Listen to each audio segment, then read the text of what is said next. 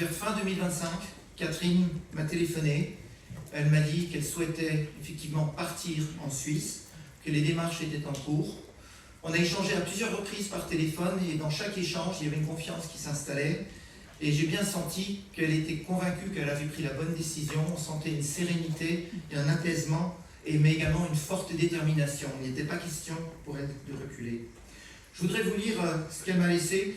Vers fin mars, elle m'a retéléphoné, elle m'a dit « Je pars dimanche matin en Suisse, venez me voir samedi après-midi ». Lors de cette rencontre, elle m'a remis un dossier assez épais qui contient la description de sa démarche, les différentes étapes, y compris les étapes logistiques, pas toujours très simples pour pouvoir partir, mais surtout elle a laissé un courrier que je voudrais vous lire. Diagnostiqué Parkinson en 2008, je désire témoigner de ce que neurodégénératif et incurable signifie. Dans un silence de plomb, Parkinson sonne la fin de la vie à l'endroit. Désormais, il faut marcher à reculons, plus ou moins brutalement, plus ou moins vite. Dès la phase des fluctuations, c'est le compte à rebours qui s'installe. La destruction des neurones dopaminergiques est programmée, et c'est là que la rime « anse » fait son apparition. Dépendance, déchéance, démence, souffrance. Malgré mon goût de vivre, ma nouvelle existence m'est devenue insupportable. Elle est aussi pour mes proches, angoissés par ce que je vais devenir. La métamorphose a d'ailleurs déjà commencé. Plusieurs pays voisins ont agi pour affronter cette grave réalité. Par la loi, ils ont dépénalisé le suicide assisté. Mais ce que propose notre pays aujourd'hui se résume en une offre de soins palliatifs très insuffisants et pas seulement dans les déserts médicaux. Tels qu'ils sont pratiqués aujourd'hui, ces soins palliatifs ne sont pas adaptés aux Parkinsoniens, qui ne s'inscrivent pas dans la même durée que la plupart des autres pathologies.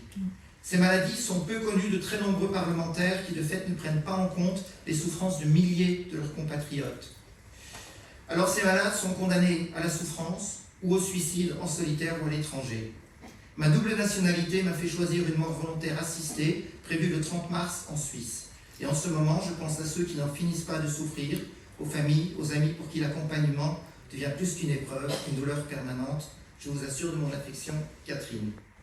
Chez France Parkinson, nous sommes 900 à peu près, nous recevons de plus en plus de confidences et de messages qui tournent autour de cette question de la fin de vie.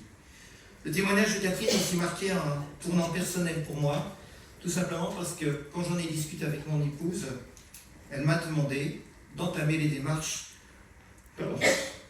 pour qu'elle puisse un jour partir en Belgique ou en Suisse. Non pas qu'elle veut mourir, elle veut vivre, elle veut profiter de ses enfants, de ses petits-enfants, mais pour elle, pour vivre sereinement, elle a besoin de savoir qu'il y aura une porte de sortie le jour où elle estimera nécessaire de l'utiliser. C'est une case à cocher, c'est comme une assurance. On espère ne jamais devoir l'utiliser, mais néanmoins on sait que c'est probable qu'un jour ou l'autre il faudra y faire appel. La priorité de notre association France Parkinson reste avant tout d'améliorer les soins, de développer la recherche, en particulier sur les neuroprotecteurs pour ralentir l'évolution de la maladie et de renforcer l'accompagnement. Mais cette question de l'aide à mourir concerne tous nos adhérents, tous nos patients. Nous ne demandons pas un régime spécifique pour les Parkinsoniens.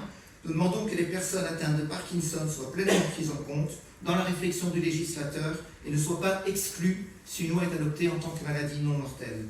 Une loi véritablement universelle doit tenir compte de la diversité des maladies, des parcours et des souffrances afin que personne ne soit laissé de côté. Je vous remercie.